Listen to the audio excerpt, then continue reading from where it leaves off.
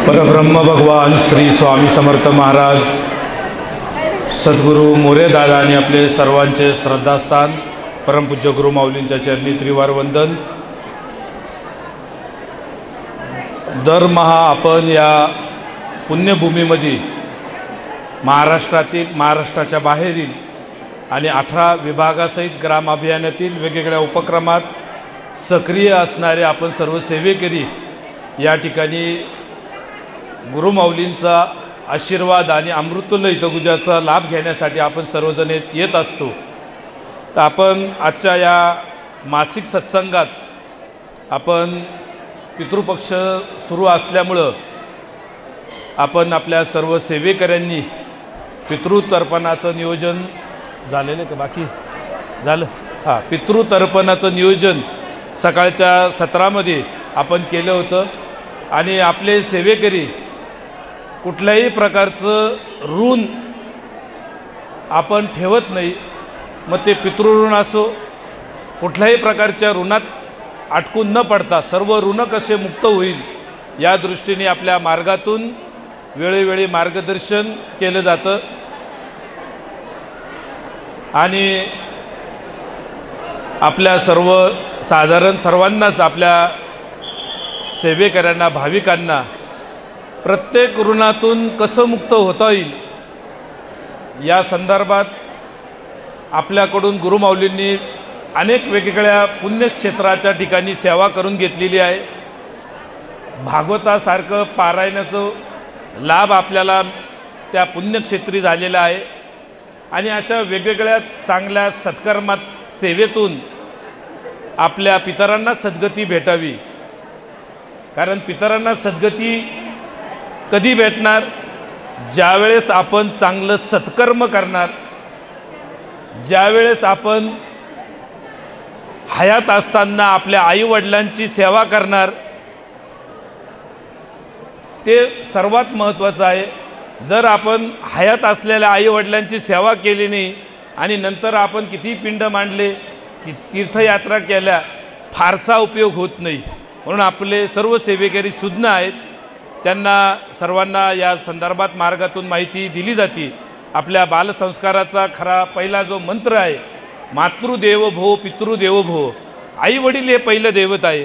आणि म्हणून इथं उपस्थित असणाऱ्या आणि जे ऐकत असतील वेगवेगळ्या माध्यमातून त्या सर्वांना सांगणे, एक वेळ थोडं अध्यात्म एखादी उपासना कमी झालीच चालत, 2 पैसे आपल्याला कमी मिळाले तर चालत, एखादा तोडगा नाही समजून घेतला चालत, पण आई वडिलांच्या सेवेत आपल्याकडून तिळभरसुद्धा कमतरता पडायला नको। नंतर मग तुम्ही किती काळ्या तिळ्यांनी किती तुम्ही आचमन किंवा काय तर्पण किंवा वेगवेगळ्या पद्धतीने केलं, पण जिवंत असताना आई वडिलांची सेवा ही सर्वात प्रभावी आहे। आणि ज्या पद्धतीप्रमाणे आपण सेवा करू त्याप्रमाणे आपली पिढीसुद्धा पुढचं तसं अनुकरण करणार। आणि म्हणून आपल्या सेवेकऱ्यांच्या परिवारातून कुठलीही अशी तक्रार यायला नको की केंद्रात जाणारा सेवेकरी त्यांनी त्याच्या आईवडिलांना त्रास दिला, मग त्याची बरीचशी केलेली सेवा वाया जाईल, गुरूंचा कोप होईल। म्हणून आपण हा पाया प्रत्येक सेवेकऱ्यांनी समजून घेतला पाहिजे की आई वडिलांच्या सेवेत तिळभरसुद्धा कमतरता नको। एखाद्या वेळेस केंद्र जायला नाही जमलं चालेल, एखादा पारायण नाही जमलं चालेल। ज्याप्रमाणे पुंडलिक प्रत्यक्ष परमात्मा आलेला असतानासुद्धा आई वडिलांच्या सेवेत खंड न पडू देता देवाला सांगितलं वीट फेकली तेव्हा तू त्या विटेवर उभा राह, पण आई वडील पहिलं प्राधान्य। तसं आपण प्रत्येक सेवेकऱ्यांनी आई वडील कसे असो, ते अज्ञानी असो, त्यांचे आपले तात्विक वाद हो, पण आपण आपली जिम्मेदारी सोडायची नाही। गुरुचरित्रामध्ये अध्याय 2मध्ये सुद्धा हेच सांगितलेले की जो शिष्य गुरूंची सेवा करत असताना काशीला जाऊन सेवा करतो पण काशी विश्वनाथांचं दर्शन घेत नाही, आणि जो काशी विश्वनाथ की ज्याला प्रसन्न होण्यासाठी लोक शेकडो वर्ष तप करतात, लाखो लोक तिथं लाईनी लावतात, आणि तो शिष्य तिथं दर्शनाला सुद्धा गेला नाही, त्या कुंडांमध्ये स्नान सुद्धा केलं नाही, पण प्रामाणिकपणे की गुरु आपल्याला किती त्रास देऊ, किती परीक्षा बघू, तो सेवा करत राहिला. लाखो लोक तिकडं काशी विश्वनाथाला, तो काशी विश्वनाथ त्यांच्या स्वप्नातसुद्धा नाही आणि इकडं प्रत्यक्ष त्या शिष्याच्या भेटायला. हे रहस्य आपण समजून घेतले पाहिजे की आपल्याला किती तकलीफ हो, कोणी आपल्या मनात किती संभ्रम निर्माण करू, पण आपण आपल्या आईवडिलांची सेवा, आपल्या गुरूंची सेवा यामध्ये आपण अजिबात खंड पडू द्यायचा नाही. आपण किती शास्त्रांचं अध्ययन केलेलं असो, अनेक वेगळे देवदेवता, देवी महादेवी प्रसन्न केलेल्या असो, पण आपल्या गुरूंच्या आईवडिलांच्या सेवेसमोर सर्व शून्य आहे. म्हणून आपण सर्व सेवेकऱ्यांनी हा पाया पहिला पक्का करायचा की जर आपल्या आईवडिलांचं आपल्यावर जर रोष असला, त्यांचा आशीर्वाद नसला, तुम्ही किती मोठे तज्ज्ञ व्हाल, पण कुठं ना कुठं आपल्याला तो दोष लागलेला राहील. म्हणून आपल्याला जर दोषविरहित जीवन जगायचं असेल, आपल्या पुढच्या पिढ्यांनासुद्धा चांगला आशीर्वाद प्राप्त करायचा असेल, कारण पैसे येणारे जाणारे, पैशामुळे बऱ्याच वेळा मतभेद होतात, मानपानामुळे मतभेद होतात, वैचारिक मतभेद होतात, पण आपण हे सर्व बाजूला ठेवायचं आणि आपल्या मार्गात जो पाया सांगितलेला आहे, मातृदेवो भव पितृदेवो भव, आधी हे आपण त्यांची व्यवस्थित सेवा आशीर्वाद घ्यायचा. खूप जवळजवळ एक 25-30 वर्षापूर्वी, 25-1 वर्ष झाले असतील, एक किस्सा मी स्वतः अनुभवलेला आहे. दिंडोरीला असताना 8 दिवस इथं तेव्हा गर्दी कमी राहायची, 8 दिवस होता आणि एक सेवेकरी औदुंबराला प्रदक्षिणा मारून दरबारात दर्शन घेऊन गुरुमाऊलींकडे आला आणि एकदम तिथं असा अस्वस्थपणे थोडा आधी रडला. मुलगा होता, एकदम असा युवा मुलगा होता आणि तो म्हणे मला माझ्या आईवडिलांना मार्गात आणायचं आहे, असं करायचं आहे, त्यांना ते मूर्ख आहे, त्यांना कळत नाही, त्यांना मी खूप वेळा सांगतो तरी ते येत नाही, असं तसं बरंच काही तो त्याच्या मनातल्या भावनात काय असेल ते ज्ञान अज्ञान त्याचं सगळं ते गुरुमाऊलींसमोर त्यांनी हे केलं. त्यावेळेस तिथं फक्त 1-2 सेवेकरी होती आणि मी स्वतःच त्या गोष्टीचा साक्षीदार आहे. गुरुमाऊलींनी आधी त्या व्यक्तीला, त्या मुलाला आधी खूप झापून काढलं, गोडीगोडीत त्याला सांगितलं, अरे की तू आईवडिलांच्या चुका काढणारा, तू मूर्ख आहे, आणि त्यांनी जन्म दिला नसता तर तू आज महाराजांची सेवा करू शकला नसता. मग त्याला इतकं सुंदर पद्धतीने समजून सांगितलं. मी ते कदाचित वेळेअभावी तुम्हाला एवढं विस्तृत समजून सांगू शकत नाही, पण त्यावेळेस खरोखर मला ते अजूनही तो क्षण आठवतो. गुरुमाऊलींनी की म्हणे तू कोण त्यांना मार्गात आणणारा, त्यांच्यामुळं तू मार्गात आहे, आणि इतकं सुंदर पद्धतीने समजून सांगितलं आणि सांगितलं जा पहिले आईवडिलांचे पाया पड. म्हणजे आपले गुरुसुद्धा आपल्याला या संदर्भात वेळोवेळी मार्गदर्शन करता. म्हणून पितृपक्ष चालू आहे, सगळ्यांनी लक्षात घ्या. आणि आज ना उद्या भविष्यात आपल्याला सुद्धा पितर व्हायचं आहे. पुढच्या पिढी त्यांना वळण चांगलं लावा. खूप संपत्ती किंवा या गोष्टी करण्यापेक्षा आपण आपल्या पुढच्या पिढीला चांगलं वळण लावायचं असेल तर भागवतामधला जो सार आहे, चांगली संगत, सत्संग, मग आपला तो संघ की चांगली संगत, आपल्याला केंद्रामध्ये चांगले विचार ऐकायला भेटतील, चांगले उपक्रम आपल्याला ऐकायला भेटतील. वारंवार ऐकून आपण कुठं ना कुठल्या एखाद्या उपक्रमात आपण सक्रिय सहभाग घेऊ. म्हणून आपण सर्वांना विनंती आहे की आपल्याला जसा वेळ मिळेल, किती आपलं शेड्यूल बिझी जरी असलं, कामात असलो, तर वेळ काढून आपण आपल्या जवळच्या दिंडोरीपर्यंत केंद्रात जा आणि स्वामींकडे बघा. केंद्र कोण चालवतो आहे, कोण उभं केंद्राने कोणी सुरू केलं, कोण खूप छान मार्गदर्शन करतो आहे, ह्या गोष्टींकडे बघत बसू नका. काही जण बरेच बघतात की नाही, अहो आमचं ते केंद्र छान आहे, पण तिथं तो अमुक व्यक्ती, तमुक व्यक्ती आहे, असं आहे, तो तसा आहे.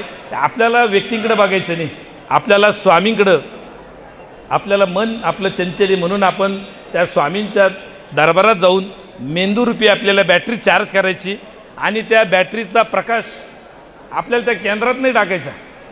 कारण केंद्रात ऑलरेडी खूप प्रकाश पडलेला आहे, खूप हुशार लोक आहे. आपल्याला जिथं अज्ञान आहे, दुःख आहे, त्या ठिकाणी आपल्याला कार्य करायचं आहे. आणि म्हणून आपण इथून पुढं लक्षात ठेवायचं, केंद्र, जिल्हा, तालुका, अमुक कोण आहे, तमुक कोण आहे, हे बघू नका. बरेच जण त्याकडं बघत राहताना असा म्हणला तो तसा, या गोष्टीकडे कधी लक्ष द्यायचं नाही. लक्ष स्वामींकडे द्यायचं. गुरुमाऊलींनी जे सांगितलेले उपक्रम आहे ते डोक्यात ठेवायचे. व्यक्ती आपण बघायचेच नाही, कोण काय आहे. आपण जो काही क्षण आहे, जो सेकंदाने कमी होत चाललेला आहे त्या क्षणांचा जर चांगला सदुपयोग करायचा असेल, फक्त स्वामींकडे बघायचं आणि आशीर्वाद घेऊन आपल्या जबाबदाऱ्या सर्व पार पाडून आपली कौटुंबिक जबाबदारी सगळ्यांना सांगणे. उद्या असं कुठे व्हायला नको कोणी की अमुक सेवेकरी उठसूट नुसतं केंद्रात जातो. आपण आपल्या कौटुंबिक जबाबदाऱ्या प्रत्येकाने पार पाडल्या पाहिजे. कुटुंब चालवलं पाहिजे. आपल्या पतीकडे लक्ष दिलं पाहिजे, पत्नीकडे लक्ष दिलं पाहिजे, मुलाबाळांकडे लक्ष दिलं पाहिजे, आई वडिलांकडे लक्ष दिलं पाहिजे. आपलं काय असेल ते काय काम असो, नोकरी असो, व्यवसाय असो, शिक्षण असो, जे असेल ते प्रामाणिकपणे आपण ते करत आपल्याला थोडासा वेळ काढून आपण हे उपक्रम समजून घेतले आणि त्या उपक्रमातून थोडं आपण जर त्याच्यात सहभाग घेऊन आपण एवढं जरी काम केलं तरी मनुष्य जीवनाचं कल्याण होईल. खूप तुम्ही काहीतरी शिकले, खूप काही चमत्कार, खूप आता आजकाल तर इंटरनेटवर सोशल मीडियामध्ये तर सेकंदाला माणसं अध्यात्मातून जास्त विचलित केली जातात. हे असं आहे, ते तसं आहे, असं केलं तर तसं होईल, तुम्ही फुलं असं वाहिलं तर असं होईल, तो देव चिडल, ह्या देवाला हे आवडतं, त्या देवाला ते आवडतं, हा देव प्रसन्न करण्यासाठी हा तोडगा करा, हे करा. ह्या मोहमायात न फसता आपल्या कौटुंबिक जबाबदाऱ्या, आपलं स्वामींचं स्मरण, आपली नित्यसेवा, आपलं काम आणि आपले उपक्रम हे एवढं माझ्या मते काफी. याच्यात जास्त आपल्याला काही अजून टाकायची आवश्यकता नाही. एवढं आपल्याला माऊलींनी आपल्याला संधी दिली. बाकी त्याच्यात तुम्ही जसं माहिती घ्याल गुरफटून जाल. तुम्हाला असं वाटेल की नाही अरे असं ते अध्यात्म जाळच इतकं अवघड आहे की मग काही जण एखादं तज्ज्ञ राहतो, कोणतरी केंद्रात काय आजकाल बरेच तज्ज्ञ चालू झाले, असं तसं झालं, त्या देवाचं असं झालं, मग तसं झालं, त्या देवाचा पोरगा हान, त्याचा नातू हान, त्याचं तसं, त्याने असं केलं, तेव्हापासून अमुक रीत झाली, असं करू नये तसं करू नये. काय असेल आपण साध्या भोळ्या पद्धतीने सेवा महत्त्वाची आहे. देवाला फुल तुम्ही कोणतंही वा, मनोभावे वा, फुल न फुलाची पाकळी. भगवद्गीतेत 12व्या अध्यायात दिलेले, स्वामीचरित्रात दिलेले, फुल न फुलाची पाकळी. कोणतं फुल आहे ते नाही सांगितलं की कमळाचंच पाहिजे, गुलाबाचंच पाहिजे, अमुकच पाहिजे, ह्या मुहूर्तावर काढायचं, असं काढायचं, असं व्हायचं. एवढ्या याच्यात फक्त मनोभावे की देवाला आपण ते कृतज्ञता की देवा हे फुलही तुझं आहे, मग ते रानटी फुल जरी असलं ते फुलही तुझं आहे, वाहणारा मी तुझा आहे आणि तू माझा आहे. हे अशी भावना आपल्या मनात असणं गरजेचं आहे. आणि भावनेला अध्यात्मात खूप महत्त्व आहे. आपली श्रद्धा महत्त्वाची आहे. म्हणून आपण चांगली भावना ठेवून मनोभावे आपण जे असेल, आता पितरांचं जे आपल्याकडं आपल्या बऱ्याच जणांचे काही पितृपक्षातले काही श्राद्ध झाले असतील, काहींचे बाकी असतील, माहीत नसेल तर आपण सर्व पितृ अमावस्येला आपण सर्वांचे ते श्राद्ध श्रद्धेने आपण करावं. त्यात काही जरी त्रुटी राहिल्या आपण मनोभावे अतिशय प्रामाणिकपणे की तुमच्या काही जर गोष्टी राहिल्या असतील, आम्ही पुढच्या पिढीला चांगलं वळण लावू, चांगलं हे करू, तुमची परंपरा आपण चांगले करू, तुमचा जो वारसा आहे आम्ही तो चांगल्या पद्धतीने हे करू, अशी मनोभावे प्रत्येकाने ती विनंती करावी. आणि आपण पुढच्या पिढ्यांना चांगलं हे वेगवेगळ्या विभागातून हे सर्व ज्ञान घेऊन चांगलं वळण लावं. कुटुंब एकजूट ठेवण्याचा आपण प्रयत्न करावा आणि त्यात विशेषतः आमच्या माता भगिनींनी सहभाग घेतला पाहिजे. बऱ्याच वेळा मला विशेष वाटायचं की माणसं ठीक आहे, एखाद्या कामात चूक केली त्याला पाप लागू शकतं. माता भगिनींना नेमकी काय, त्या बिचाऱ्या सगळ्या सेवा करतात, सगळं हे करतात, मग त्यांना कुठल्या दृष्टीने एखादं जर पापाचं भागीदार ते कधी होतात. गुरुचरित्रात सुद्धा सांगितलेले, एखाद्या महिलेने जर घर फोडलं, आपल्या नवऱ्याचे कान भरून त्याला आईवडिलांपासून वेगळं केलं, तर अशा महिलांना त्या पूर्ण कुटुंबाचं पाप लागू शकतं. म्हणून आपल्या इथं मार्गातल्या सर्व माता भगिनींना विनंती, एखादी थोडे काही गोष्टी सहन करा, पण आपल्या कुठल्याही भगिनींमुळं, सेवेकऱ्यांमुळं घर फुटता कामा नये. आपण थोडी सोशिकता आपण ती समजून घेऊन, काही जे कोणी अज्ञान असेल कोणाचं ते आपण थोडंसं पदरात घालून आणि आपण कुटुंब एकजूट ठेवण्याचा आपण प्रयत्न करा. कारण कुटुंब जसजसे विखरत चालले तसं ते परंपरा, ज्ञान ते विखरत चाललं आणि त्यामुळे त्या पुढच्या पिढ्यांवर त्याचे दुष्परिणाम होत आहे. म्हणून आज आपण म्हणतो पुढची पिढी बिघडली. पुढची पिढी बिघडली नाही, आपण घडवण्यात कमी पडतोय. पण निश्चित आपण आता आपल्या मार्गातून हा प्रयत्न करू की चांगली पिढी घडवणं हे खूप महत्त्वाचं आहे. खूप पैसे, खूप ह्या सगळ्या गोष्टी क्षणभंगूर आहे. हे सगळं आपल्याला खाली सोडून जायचं आहे आणि आपल्याला पितृलोकात किंवा आपल्याला पुढं ती मनाची तयारी ठेवायची. पितृपक्षात सगळ्यांनी हे आठवायचं की आज आपण पूजा करतोय, उद्या आपल्या फोटोला हार चढणारे, आपले पिंड मांडले जाणारे, आपल्याला काय आता कुठं राहू आपल्याला माहिती नाही, पण मनाची तयारी कायम ठेवायची की आपल्याला कधी बोलवलं जाईल कायम. त्याच्याने काय होतं की भागवतात सांगितलेला एक खूप महत्त्वाचा नियम लागू पडतो की आपली आसक्ती राहत नाही माणसांवर, वस्तूवर, पैशामध्ये, घरामध्ये आसक्ती राहत नाही. फक्त विचार करायचा की आपल्याला कधी बोलवलं जाईल पुढं वरती. आणि हे जर तुम्ही वारंवार स्मरण केलं तर तुमची जी आसक्ती ती कमी होईल. म्हणून आपण आपल्या मार्गातून हे भागवत आपल्याला प्रात्यक्षिक शिकायचे. भागवतात आपण मागचा जो 15वाडा होता भाद्रपद महिन्यातल्या भाद्रपद शुद्ध नवमी ते भाद्रपद पौर्णिमा हा कालावधी भागवत सप्ताह म्हटला जातो. राजा परीक्षिताला शुक मुनींनी त्या दिवशी भागवत सांगितलेले. गोकर्णाने त्याच्या भावाचा उद्धार होण्यासाठी त्याच कालावधीमध्ये भागवत सांगितलेले आणि म्हणून तो भागवत सप्ताह अजूनही आपली ती परंपरा आहे. आणि वेगवेगळ्या कालावधीत का वाचलं तरी ते भागवत पुण्यकारक आहे, पण त्या कालावधीत विशेष महत्त्व आहे. व तो भागवताचा सार आपण समजून घेतला पाहिजे की त्या भागवतात काय, त्या परमात्म्याला काय सांगायचं आहे. त्या वेगवेगळ्या पात्रांच्या माध्यमातून सगळे पात्र तो भगवंतच आहे, पण आपल्याला त्याच्यातून बोध आपण तो करून घ्यायचा असेल तर आपण एक एक अध्यायसुद्धा अभ्यासण्यासाठी म्हणून वाचू शकतो. बरेच सेवेकरी विचारतात ते भागवत आम्हाला ते 7 दिवस म्हटलं की तो रोज ते 15 अध्याय पटापटा वाचायला मग ते समजायला जमत नाही. घरी असा एक आपण तो अध्याय वाचला चालेल का? तो पोथीचं पावित्रता ठेवून तुम्ही भागवताचा एक एक अध्याय अभ्यासण्यासाठी म्हणून तुम्ही वाचू शकतात. त्याला तुम्हाला बाकीचे इतर पथ्य पाळण्याची गरज नाही. फक्त पोथी तुम्ही जिथं वाचतात त्या पोथीचं पावित्रता ठेवा.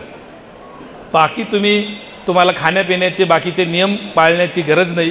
आणि तुम्ही असं एक एक अध्याय विश्लेषणात्मक तुमचे आध्यात्मिक सगळे शंकांचं निरसन त्या भागवतातल्या सगळ्या अध्यायांमध्ये सगळं दिलेलं आहे. आणि मग आपल्याला लक्षात येतं की सगळं सृष्टी तयार झाल्यापासून सृष्टी नष्ट होण्यापर्यंत सगळा प्रवास सांगितलेला आहे. आणि त्यामुळं आपण ज्यांनी ते समजून घेतलेलं आहे तो व्यक्ती कधीही कुठल्याही मोहात फसत नाही, आध्यात्मिक मायाजालात फसत नाही. नाही तर मग हे देव श्रेष्ठ का तो देव श्रेष्ठ, हे श्रेष्ठ का ते श्रेष्ठ, हे शास्त्र पाळू का ते शास्त्र पाळू, अमुक ग्रंथामध्ये तमुक दिले तमुक ग्रंथात असं दिलेले. बऱ्याच वेळा आपलं कन्फ्युजन होतं. पण ज्या वेळेस आपण हे भागवत समजून घेतो त्यावेळेस निश्चित आपल्याला त्याचा फायदा होतो. असो, आपण या आपल्या पितरांनासुद्धा सद्गती मिळण्यासाठी जिथून तर्पणातून सुद्धा सद्गती मिळू शकणार नाही, अनेक वेगवेगळ्या ठिकाणी विधी करूनसुद्धा जिथून मिळणार नाही, ती सद्गती भागवत वाचल्याने होती. हे भागवतात सांगितलेले. कारण गोकर्णाचा जो भाऊ दुंदुंबी त्याने अतिशय वाईट वर्तन केलेलं राहतं, त्याचं पिशाच्च झालेलं राहतं. आपण भागवतात वाचलेले. पण त्या अध्यायात एक खूप महत्त्वाचा एक आपल्यासाठी एक संदेश आहे. आपण बऱ्याच वेळा अर्थ गोकर्ण अमुक झालं तमुक झालं सांगणारे पटापटा समजून सांगतात, पण त्या अध्यायात एक सर्वात महत्त्वाचा जो एक सूक्ष्म आपल्यासाठी धडा आहे. ज्यावेळेस गोकर्ण यात्रा करून येतो आणि त्याच्या जुन्या घरात जायला लागतो तेव्हा गावातले लोक म्हणतात बाबा तिथं जाऊ नको, तुझ्या त्या आईने ती जी सावत्र आई होती तिने विहिरीत जीव दिला, तिचं भूत झालं, तुझा भाऊ होता त्याने एवढं वाईट कर्म केलं, त्याचं ब्रह्मराक्षस झालं, तिथं सगळ्या बोरी बाबळी उगलेलं आहे, तिथं कोणीही माणूस जाऊ शकत नाही म्हणे, तिथं सगळे भूत पिशाच्चे म्हणे. त्यावेळेस गोकर्णाने त्या गावातल्या लोकांना एक उत्तर दिलं. ते खूप महत्त्वाचं आहे की आम्ही हरी बघतोय, आम्हाला भूतबाधा नाही, सर्वत्र हरी भरलेला आहे.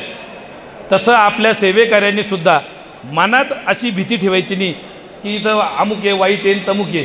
सर्वत्र स्वामी महाराज आहे, स्वामी महाराजच आपल्याला दिसले पाहिजे. लक्षात ठेवायचं. आपल्या एखादं निंदा करत आहे, स्वामी महाराज आपली परीक्षा बघताय. एखादा म्हणला इथं अमुक अमुक आहे भाऊ, काय असेल स्वामी महाराजच आहे, महाराजच वेगवेगळ्या रूपात आहे. ही भावना जर पक्की राहिली तर खरोखर जरी भूत असलं ना ते मनात नाही येणार नाही, ते तुमच्या पाया पडायला लागेल की आमचा उद्धार करा. पण मन आपलं एवढं परमेश्वराशी संलग्न झालं पाहिजे. म्हणून आपण सेवेकऱ्यांनी हे एवढं रहस्य जर समजून घेतले तर तुम्हाला कधी भूतं दिसणार नाही, तुम्हाला स्वामी महाराज दिसतील. बाकी तुम्ही जर भूतांवर PhD करायला गेले, भूताचे प्रकार आणि त्याचे काय ते सगळं ते मग तुम्हाला भूतच दिसतील. चांगल्या ठिकाणी सुद्धा तुम्हाला भूत दिसत. म्हणून आपण आता त्याच्याकडे जाण्यापेक्षा स्वामी महाराजच सगळीकडे, महाराजांचं समजून सांगणारे महाराज आहे, ऐकणारे आपण महाराजांचेच अंश आहे. सांगायचे ते महाराजांना समजून सांगायचे अशी भावना ठेवली, गर्व अहंकार येत नाही. नाही तर मग काय दोन कुठंतरी कोर्स केला, थोडा वास्तूचा, थोडा याज्ञिकीचा, थोडं काही शास्त्रचार ओळी वाढल्या, आपल्याला असं वाटतं की आपण म्हणजे एकदम काहीतरी फार मोठं केलं. पण आपण या कुठल्याही गर्व अहंकारात पडायचं नाही. सर्वत्र समाजामध्ये सर्व जे जे मानी भूत ते मानी भगवंत, सर्व जीवमात्रामध्ये परमात्मा आहे. आणि आपल्याला जे ग्रामाभियान किंवा का करायचं आहे तर आपलं काही मागचं ऋण असेल तर ते पण चांगलं आपलं पूर्ण ऋण फिटावं. कारण काही ना आज वाटतं मी तिथं होतो म्हणून ते केंद्र चालू झालं. बऱ्याच ठिकाणी आम्ही केंद्रात गेलो का पहिले व्यक्ती महात्मे, आतासुद्धा पश्चिम महाराष्ट्रात गेलो तिथंसुद्धा आम्हाला तेच ऐकायला भेटलं, हे अमुक केंद्र तमुक ताई किंवा अमुक अमुक सेवेकरी तमुक चालवतात, त्यांच्यामुळं केंद्र आहे. आपण अशी त्या केंद्रात चर्चा होईल असं आपण हे सुद्धा वर्तनसुद्धा तसं करायचं नाही की बाबा ते महाराज आहे, कदाचित आपल्या जागी दुसरा व्यक्ती असतं तर अजून चांगलं काम झालं असतं, अशी भूमिका ठेवायची. आपल्यामुळं केंद्र नाही तर केंद्रामुळं आपण आहोत. केंद्रामुळं आपल्याला सेवेची संधी भेटते आहे, केंद्रामुळं आपल्याला ऋणमुक्तता भेटते आहे. त्याच्यामुळं मनातले सगळं जरा छाटून टाकायचं आणि साध्या भोळ्या पद्धतीत आपण सेवा करायची. साधी भोळी सेवा देवाला सर्वात आवडती. ते खूप वेडे वाकडं ते सगळं केलं का मग ते कन्फ्युजन होतं, खरंच देव प्रसन्न होतो का. काही जणांना असे मनात छोट्या मोठ्या शंका राहत्या, बऱ्याच वेळा विचारतात. जास्त असं संशय घेतल्यामुळं मग ते 11 प्रदक्षिणा मारल्या, मग 11 प्रदक्षिणा मारल्यावर देव प्रसन्न होतो. मग मारताना तर 11 पूर्ण झाल्यावर परत आपण दराबारा जातो, ती एक 12वी परीक्षा नाही. मग 10 प्रदक्षिणा मारून ती 11वी धरायची, असं एक जणांनी शंका विचारली. म्हटलं बाबा ते काय असं काही नाही, 11 मारल्या काय, एखादी प्रदक्षिणा मारली का, मनोभावे मारा. ठीक आहे, आकड्यांचं थोडाफार ज्याची ज्याची काम्य सेवा आहे, ज्याला एखाद्याला काही एकदम मनातल्या काही इच्छा पूर्ण करायच्या आहे, ज्यांना काम्य आहे त्यांना हे सगळे नियम आहे. पण आपण एक स्थिर वृत्तीने जर गेलो तर आपल्याला कुठलेही टेन्शन नाही. म्हणून तुम्ही मनात संशय ठेवू नका. मनात संशय असला का देवाला वाटतं मला फळ द्यावा की नाही, देवाच्या मनात संशय निर्माण होतो. म्हणून आपण मनात संशय ठेवू नका, म्हणजे देव मनात संशय ठेवणार नाही. इथून पुढं जे असेल ते साधं भोळं करू, खूप कन्फ्युजन होऊ नका. 4 लोकांना विचारलं का अजून बऱ्याच वेळा अजून कन्फ्युजन होतं, असं करू का तसं करू का, मग हा तो असं म्हणतोय तो तसा म्हणतोय. मग घरात शंख कसं ठेवायचं, उलटा ठेवायचं, ते का कसं ठेवायचं, त्याचं तोंड देवाकडे ठेवायचं का आपल्याकडे ठेवायचं. बाबा ते ठेवू नये तर नको ठेवू, ते आहे ते देव बरा त्यांना आंघोळ घालत जाय बाबा. म्हणून आपण एवढ्या खोलात जाण्यापेक्षा सरासरी विचार केला पाहिजे. ह्या गोष्टी ह्या खूप मायनर, याचा खूप इम्पॅक्ट पडत नाही. का असं उलटं पालटं ठेवलं काय लगेच घरावरले मोठं संकट येणार नाही, काय लगेच तुमची आर्थिक कमतरता काही होणार नाही. म्हणून आपण ह्या छोट्या मोठ्या गोष्टीपेक्षा आपण या उपक्रमातून पुण्यच एवढं मोठं आणायचं की एखादी छोटी गोष्ट राहिली ना, जसं 100 लिटर दुधामध्ये एखादं लिटर पाणी पडलं तर काही फरक पडत नाही. पण दूधच जर 1 लिटर असलं आणि त्यात 2 लिटर जर पाणी पडलं, म्हणून आपण सेवा आणि आपले उपक्रमच एवढे स्ट्रॉंग करायचे की एखादी थोडीसं जर सेवा कमी पडली, काही राहिलं, सोडून द्यायचं. म्हणून आपण आता इथून पुढं सगळ्यांनी आनंदाने, पहिलं सगळ्यांनी आनंद कायम ठेवायचा, टेन्शन घ्यायचं नाही. बऱ्याच जणांना टेन्शन राहतं, कायम आनंदी राहा. जरी काही ना आज टेन्शन आलं असेल की आपण पितृलोकात जाणार आहे, हे आपण विचारच केला नाही, पण तुम्ही टेन्शन घेतलं तरी जावं लागणार आहे. आनंदी राहिलं तरी, त्यापेक्षा आनंदी राहिलं तर आपली बुद्धी स्थिर होती. सगळ्यात लक्षात ठेवा, भगवद्गीतेत भगवंतांनी सांगितलेले बुद्धी स्थिर कधी होती, तेव्हा तुम्ही आनंदी राहतात. एखादी आपल्याला आवडणारी नावडणारी घटना जरी घडली, मन स्थिर करायचं, लक्षात ठेवायचं. काही जण मग त्या तावा चुकीचे निर्णय घेतात, एकदम विचलित होऊन जातात.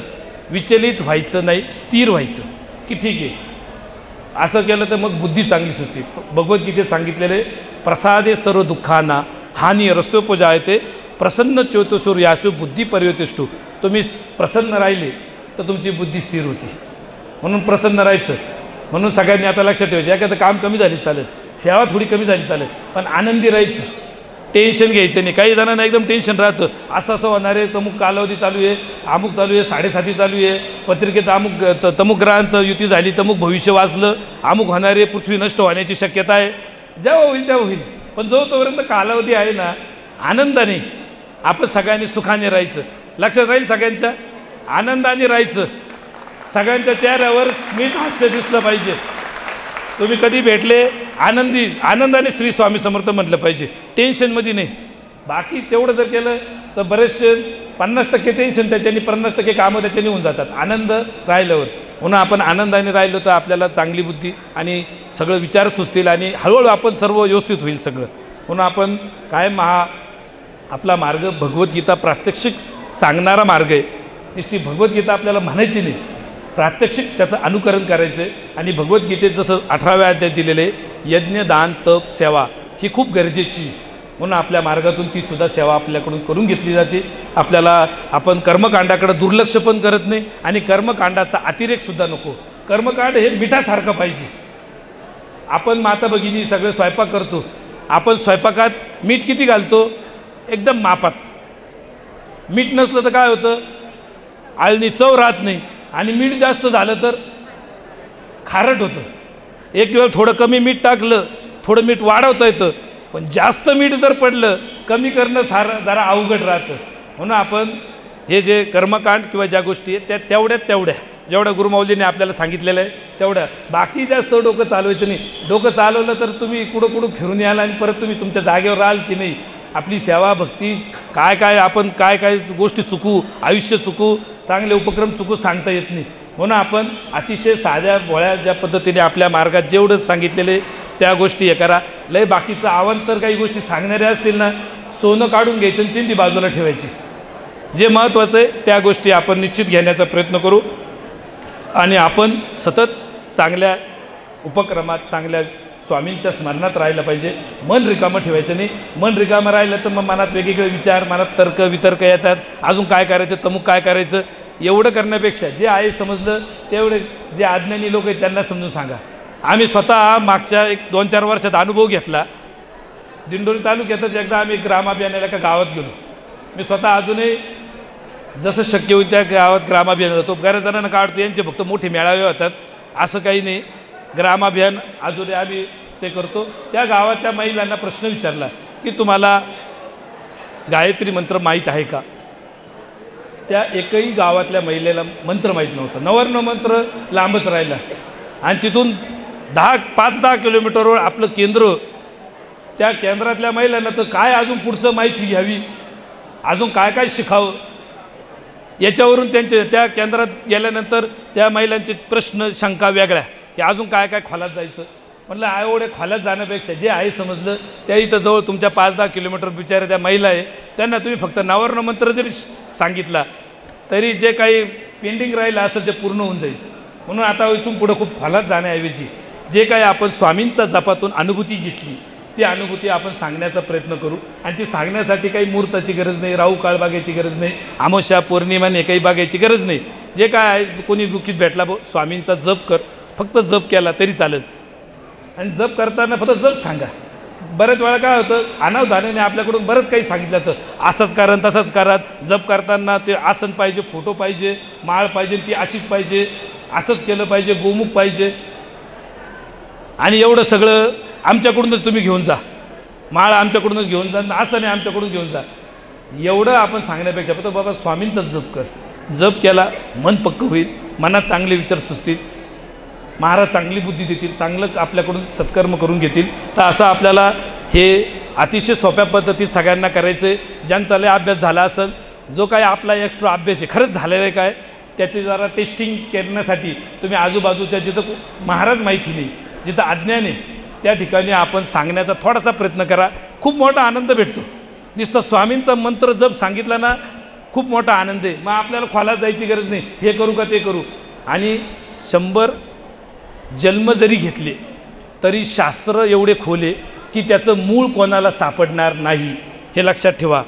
म्हणजे आत्तापर्यंत जेवढे ऋषी झाले, वेदव्यास असो, पार त्यांना सगळ्यांचे पिता ब्रह्मदेव असो, यांनी सुद्धा म्हटलेलं नाही की मी सगळा अभ्यास केलेला आहे आणि आपण 2 काही शास्त्र शिकलो का, नाही मी अमुकचा अभ्यास केलेला आहे, तमुक शास्त्र माझं पूर्ण पाठ आहे, तमुक माझं पाठ आहे. ब्रह्मदेवाने सुद्धा सांगितलं, गुरुचरित्रात वाचलेले आपण, ब्रह्मदेव सुद्धा सांगतो बाबा ते माझ्या डोक्यापलीकडे ज्या भारतवर ऋषी तप करतात आणि वेद सगळे मागून घेतात की मला सगळे वेद आले पाहिजे. गुरुचरित्रातलं उदाहरण आहे आणि हे उदाहरणं आपण यासाठी लक्षात ठेवले पाहिजे की आपल्यामध्ये कुठलाही असा गर्व अहंकार यायला नको आणि कोणाला आपण जास्तीचा अतिरिक्त भाव देण्यापेक्षा का असेल भाव आपला तो स्वामींना देऊ. इथून पुढे इकडे ते एक कोणाला भाव देण्यापेक्षा तुम्ही आम्हाला सुद्धा काही भाव बिव देऊ नका. आम्हाला जोडून श्री स्वामी समर्थ म्हटलं तरी आम्हाला आनंद आहे. तुम्ही फक्त काय आपला जो भाव आहे ना तो फक्त स्वामींच्या चरणी ठेवायचा, कारण तेच आपल्याला मृत्यूनंतर पुढचा रस्ता मदतीला आहे. आम्ही आता फक्त रस्त्यावर जसे बोर्ड राहतं ना, डावीकडे वाळा उजवीकडे वाळा, हळू गाडी चालवा, असे बोर्ड सांगणारे आम्ही तात्पुरते बोर्ड आहे. उपयोगी पडणार आपल्याला महाराज उपयोगी पडणार आहे. त्यामुळे तुम्ही आपले काय असेल ते व्यक्ती कुठं परत्वे आपण निष्ठा ठेवण्याऐवजी स्वामींच्या चरणी आपण निष्ठा ठेवू, स्वामींचं स्मरण आपण करू, पुढच्या पिढीला पण आपण या सवयी लावू आणि खूप अतिरेक कुठला व्हायला नको. जसं तुम्हाला सांगितले मिठाचं उदाहरण सांगितलेले तेवढं लक्षात ठेवायचं. निश्चित आपण तुमच्या बऱ्यापैकी लक्षात आलं असावं, काही बऱ्याचशा शंकांचं निरसन झालं असावं असं गृहीत धरून आपण आगामी उपक्रम जे गुरुमाऊलींना अपेक्षित आहे या उपक्रमातून आपल्याला आनंद घ्यायचा आहे, या उपक्रमातून लोकांना आनंद द्यायचा आहे, या उपक्रमातून आपल्याला मनुष्य जीवनाचं कल्याण करायचं आहे. असे काही उपक्रम आपल्याला जे गरजेचे ज्याच्याकडं दुर्लक्ष करून चालणार नाही. त्यात आपलं मग कृषीमधलं माहिती असो, आता यंदा महाराष्ट्रभरात खूप चांगला पाऊस झाला, अजूनही काही ठिकाणी पाऊस चालू आहे, काही ठिकाणी थोडा जास्त झाला असेल, थोडे नुकसानी जरी झाल्या थोडे आपण सहन करू, पण पाऊस पाहिजे. आणि आपल्या बऱ्याचशा सेवेकऱ्यांच्या सेवेमुळं सहस्त्रधाराचे अनुभव, पर्जन्य सुक्ताचे अनुभव, ग्रामदेवतांचा मान सन्मान, सेवा करायचे अनुभव बऱ्याच जणांनी सांगितले आणि त्यामुळं जिथं कधी पाऊस पडला नाही तिथले धरणं आज भरलेले. म्हणून आपण ही सेवा, कारण भगवद्गीतेत सांगितलेले की सेवेमुळं पाऊस पडतो आणि पावसामुळे शेती पिकते.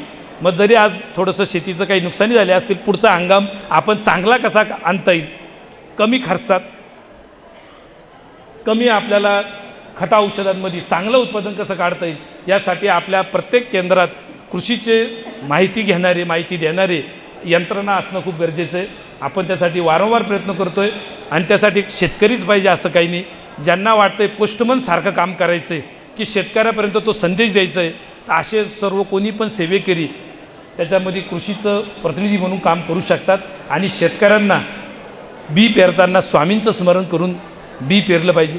आता हे सांगायला काही अवघड नाही, साईड इफेक्ट नाही काही. तुम्ही स्वामींचं जर सांगितलं आणि त्याचं उत्पन्न कमी झालं असं तर अजून कधीच झालेलं नाही. उलट ते उत्पादन सात्विक होईल आणि आपल्याला सर्वांची बुद्धी सात्विक टिकवण्यासाठी अन्न चांगलं गरजेचं आहे आणि ते चांगल्या अन्नासाठी आपल्याला एक कृषीशास्त्र पुढं आणणं गरजेचं आहे. आणि म्हणून सर्व जिल्ह्या तालुक्यातले सर्व सेवेकऱ्यांना कळकळीची विनंती आहे की आपल्या केंद्रात असे कृषीचे सेवेकरी तयार करा. त्यांना आपण ऑनलाईन का होईना त्यांना आपण नोट्स पाठवू, त्यांना माहिती देऊ, जसं शक्य होईल तशी माहिती देऊ. आपल्या इथं कृषीशास्त्राचं इथं स्टॉल मांडलेला आहे, ज्यांना सहभाग घ्यायचा असेल, माहिती घ्यायची असेल आणि मोफत आपण शेतकऱ्यांना वेगवेगळे कल्चर उपलब्ध करून देतो. आता मागच्या 2-3 महिन्यात आपल्या सेवेकऱ्यांनी शेतकऱ्यांनी बांधावर चारी बाजूला झाडं लावली. नारळाचे झाडं आपण एकदम अल्प दरात उपलब्ध करून दिले, बांबूचे झाडं आपण मोफत उपलब्ध करून देतो आहे आणि ते शेत स्वावलंबी व्हावं. ते शेतात फवारणी विषयाची गरज पडू नये, कारण दिवसेंदिवस शेतीमध्ये युरियाचा वापर वाढत चालला आहे. युरियामध्ये नायट्रेट राहतं आणि नायट्रेटमुळं माणूस हिंसक होतो. ते युरियायुक्त तुम्ही आज प्रत्येकाच्या घरात कमी जास्त प्रमाणात युरियाचा अंश येतो आहे आणि त्यामुळे आपलं अचानक आपण राग होऊन जातो, अचानक आपल्याला राग येतो. काही वेळेस काही लोक असे राहतात, एखादं कुत्रं जरी विचार बसलेला असं तरी त्याला लात मारी द्या. ही वृत्ती जी तयार झाली ना हिंसक, ही नायट्रेटमुळे होती. हे असं विज्ञानाचं मत आहे. हा नायट्रेट युरियामध्ये असतो. हा युरिया आपल्याला हळूहळू कमी करून त्याला पर्याय काय, त्याला अमृतजल कसं तयार करून ते जर वापरलं तर युरियाची गरज पडणार नाही, DAPची गरज पडणार नाही. आपलं गोकृपामृत म्हणून कल्चर आहे आणि हे दोन्ही गोष्टींना खर्च लागत नाही. सगळं निसर्गाने आपल्या जवळ दिलेलं आहे. तुझं आहे तुझं पाशी परी तुझा आगा चुकलाशी. म्हणून आपल्या सर्व सेवेकरांना विनंती आहे की जेवढं शक्य होईल आपण हळूहळू तो युरिया कमी करत आपण त्याच्याऐवजी अमृतजल वापरू, ते गोकृपामृत आपण ते वापरू आणि हे गाईच्या माध्यमातून आपल्याला चांगली शेती करता येते, आरोग्य चांगलं करता येतं. आपण ते आत्ताच मागच्या आठवड्यात गाईच्या शेण, गोमूत्र, दूध, दही, तूप याच्यापासून कुठलाही असाध्य आजार बरा करू शकतो. याच्या संदर्भात आपल्या बऱ्याचशा सेवेकऱ्यांनी प्रशिक्षण घेतलं आणि ते आपल्या केंद्रात ती माहिती देणारे. आपल्याला पुढच्या 15 दिवसांनीच दिवाळी, 15 दिवसावरच आली असेल दिवाळी, आणि या 15 दिवसानंतर दिवाळीत आपण सुरुवात गाय वासराचं पूजन करणारे. माता भगिनींना विनंती आहे की किती शास्त्रोक्त पूजन करता याच्यापेक्षा त्या गायीचं महत्त्व समजून मनोभावे तिचं निदान तेवढं ऋण म्हणून की या गायीचे काय फायदे आणि हे आपल्या पुढच्या पिढ्यांना सांगण्याचा प्रयत्न करा.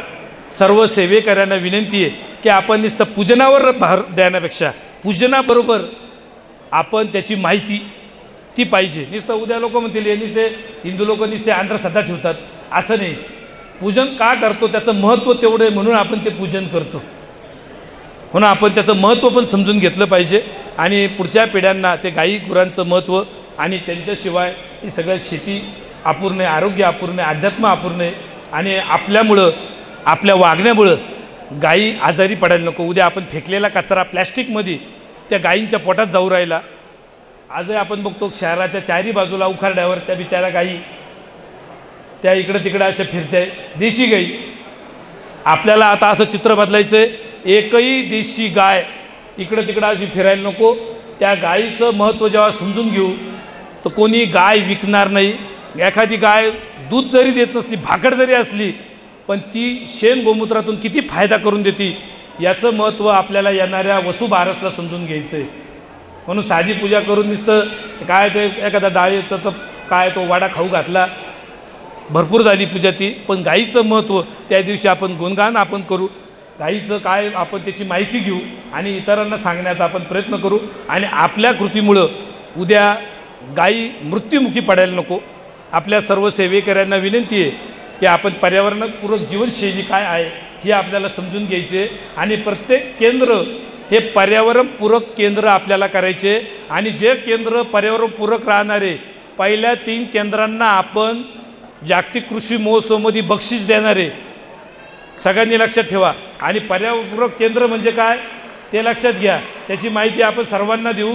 आणि बक्षीस मोठं राहणारे, आर्थिक स्वरूपात पण राहणारे, मानचिन्ह पण राहणारे आणि महाराष्ट्रात पूर्ण सगळीकडं त्या केंद्राचं ती माहिती पोचली जाईल. आणि गुरुमाऊलींच्या हस्ते आपल्या त्या केंद्राला पारितोषिक देणारे पहिले 3 केंद्र मोठं बक्षीस आपण ठेवलेलं आहे. तर पर्यावरणपूरक केंद्र की त्या केंद्रात परिसरसुद्धा म्हणजे केंद्र पर्यावरणपूरक पाहिजे. पडलेलं पाणी जमिनीत जिरलं पाहिजे, प्लॅस्टिकचा वापर नको, प्लॅस्टिकच्या बॉटल नको, जेवढं शक्य होईल तेवढं झाडं झुडपं लावणं, केंद्रात निर्माल्याचं कंपोस्ट करणंपासून तर पर्यावरणपूरक उपक्रम ज्यांनी राबवले ह्या प्रत्येक गोष्टीला आम्ही मार्क देणार आहे. आणि ज्याचे मार्क सर्वात जास्त राहतील अशा पहिल्या 3ला आपण बक्षीस देणार आहे. असो आपण हे सगळ्यांनी आता निरोप सगळ्यांपर्यंत द्या आणि त्याची माहिती ज्यांना पाहिजे असेल आपल्या पर्यावरण प्रतिनिधींच्या माध्यमातून आपण सर्वांपर्यंत ती पोचवणार आहे. आपण सर्वांनी त्या दृष्टीने आपण सर्व उपक्रम राबवा आणि कृषीमध्ये आमच्या सर्व शेतकऱ्यांपर्यंत आपण तो पेरणीसाठी काही महत्त्वाची सेवा आहे ते पण सांगाव्या. परमपूज्य गुरुमाऊलींच्या चरणी पुनश्च त्रिवार वंदन. आपण परमपूज्य गुरुमाऊलींच्या आशीर्वाद मार्गदर्शनाने कृषीमधून आपण सर्व शेतकऱ्यांपर्यंत येणाऱ्या रब्बी हंगामात जेवढे आपण सेवेकरी शेतकरी असाल त्यांच्यापर्यंत, भाविक असाल, सगळ्यांपर्यंत आपल्याला एक निरोप द्यायचा आहे की बी लवकर आणून ठेवून त्याच्यावर पिरॅमिड 1-2 दिवस ठेवणं, हात ठेवून गायत्री मंत्र स्वामींचा जप करून प्रसन्नतेने ते बी पेरणं, एवढा जरी आपण कान मंत्र शेतकऱ्यांना दिला तर निश्चित त्याचा फायदा शेतकऱ्यांना वेगवेगळे त्याचा जसा भाव राहील, जशी श्रद्धा राहील, तसे त्याचे अजून चांगले अनुभव येतील. आणि यंदा पर्जन्यमानसुद्धा खूप चांगला झालेला आहे आणि या जमिनीमध्ये अजून पाण्याचं चांगलं असंच हे सगळं टिकून राहावं, दीर्घकाळ टिकून राहावं, नद्या बारमाही व्हाव्या या दृष्टीने शेतीसुद्धा आपल्याला ती चांगली करत असताना शेताच्या चारी बाजूला झाडं असणं गरजेचे, आपल्याला देशी गाईंचं संवर्धन करणं गरजेचे. देशी बियाणं आपण येणाऱ्या शाकंभरी नवरात्रामध्ये नुसते आपल्याला देवीचे पाठ करायचे नाही तर पाठाबरोबर शाकंभरी देवी काय आहे, तिचं महत्त्व काय आहे आणि तिच्यामुळं या सगळ्या बीजांची निर्मिती झालेली आहे. आणि माणसाने 1.5 शहाणेपणा करून त्या बियाण्यांमध्ये आज काय समस्या निर्माण करून ठेवलेलं आहे. सीडलेस बियाणं झालेले, हायब्रिड BT बियाण्यांमुळे आज संपूर्ण जगभरात त्याचे दुष्परिणाम काय दिसत आहे आणि यासाठी आपल्याला प्रत्येक केंद्रामध्ये आपल्याला शाकंभरी सीड बँक प्रत्येक गावागावापर्यंत पोचवायची आहे आणि आता आपल्याकडं 700-800 प्रकारचं बियाणं उपलब्ध आहे. ज्यांना ते बियाणं लावून बियाणं तयार करायचे असेल, विशेषतः आमच्या माता भगिनींनी बचत गटांनी जे ग्रामीण भागातले असतील त्यांनी बियाण्यावर भर द्या आणि त्या बियाण्यातून सर्वात जास्त आर्थिक आपल्याला शेतीपेक्षा जास्त उत्पन्न त्या बियाण्यातून आपल्याला निश्चित भेटेल. भविष्यात ते गावरान बियाणं सर्वात जास्त जीवनसत्व देणारं, सर्वात जास्त रोगप्रतिकारक, पिकावरही रोग येत नाही, माणसावर रोग येत नाही असं ते बियाणं आहे. त्याचं संवर्धन आपल्याला सर्वांना या शाकंभरी नवरात्राच्या कालावधीमध्ये त्याचं जनजागृती आपल्याला त्याचं महत्त्व आपल्याला समजून घ्यायचं आहे. असो, मी अधिक वेळ घेत नाही. परमपूज्य गुरुमाऊलींच्या चरणी केलेली सर्व सेवा अर्पण करून मी माझे शब्द थांबवतो. श्री स्वामी समर्थ.